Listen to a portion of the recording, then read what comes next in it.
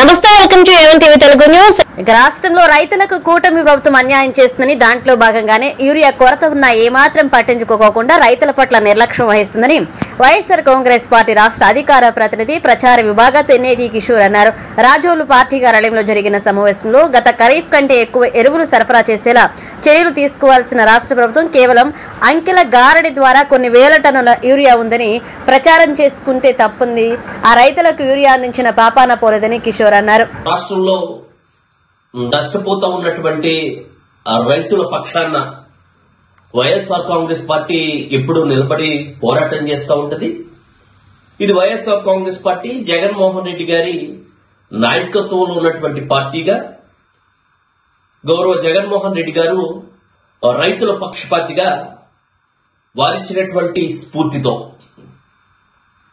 ఖచ్చితంగా రైతుల పక్షాన వైఎస్ఆర్ కాంగ్రెస్ పార్టీ మాట్లాడవలసినటువంటి అవసరం ఉంది. ఈరోజు ఎంత దుర్మార్గం అంటే, రైతులు పంటలు పండిస్తా ఉన్నటువంటి సమయంలో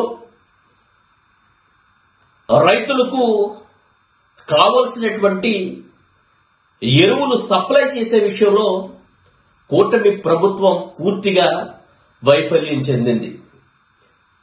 ఈరోజు రైతుల పక్షాన మేమున్నామని చెప్పేసి చెప్పుకుంటా ఉన్నటువంటి చంద్రబాబు నాయుడు గారు, చంద్రబాబు నాయుడు అంటే బ్లాక్ మార్కెట్ అంటే చంద్రబాబు నాయుడు గారు. మీరెప్పుడు అధికారంలో ఉన్నా మీరు అన్నిటినీ కూడా బ్లాక్ మార్కెట్లోకి తరలిస్తారు.